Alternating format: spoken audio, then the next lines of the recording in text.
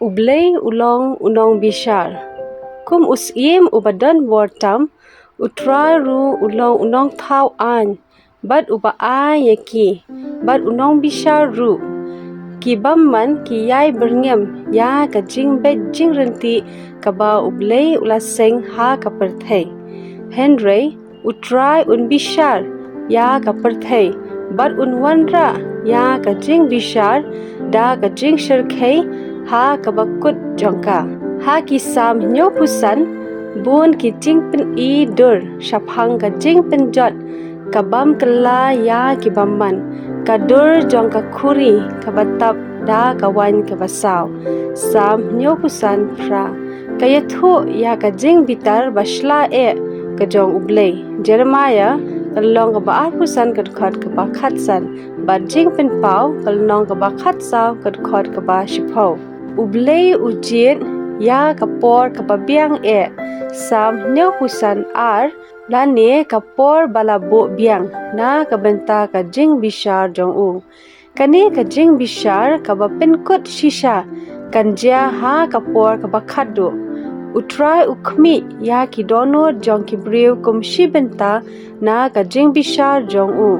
pule sam kalno ka bakhat sa kadkhat ka ba ar kadai ka jing ban biang ya ka Genesis kalno ka ban riu kadkhat ka ba san bat ka ba phra baro ar kini kadkhat ki pen I ba ka jing pen dep ya ka jing bishar jong ublei ya ka perthei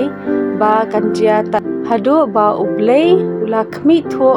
ya ka jing im jong ki briu bad u itho ya ki no ki ba un pen im ya kane ka jing bishar la khot ru teng teng ka jing bishar jong ka jing wat bnya haba ublei un pen ksan ya ki riu khot bar un wanra ya ka jing kot ya ki bamman kumno kane kan trekam ningkong ublei un penlat ya ki briu jong u na ki bamman bar un pen phong pan snget ya ki bas ngau red da ka jing pen im kaba ar ki bamman ki bas klem kala ka bamun on penjat thiau ya ki sha ki bam jukun don katu kat ni ki sam ki babatai ya ka jing bam larkam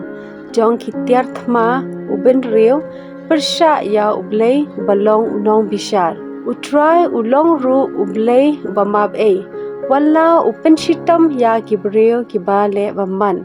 ki briu jong ublei om tang ki babamman kin ai jing khen ha ublei ki sam ki atho ya ka ju ka khubor ya ka bala pen paw ha ki wei pat ki dkhat bible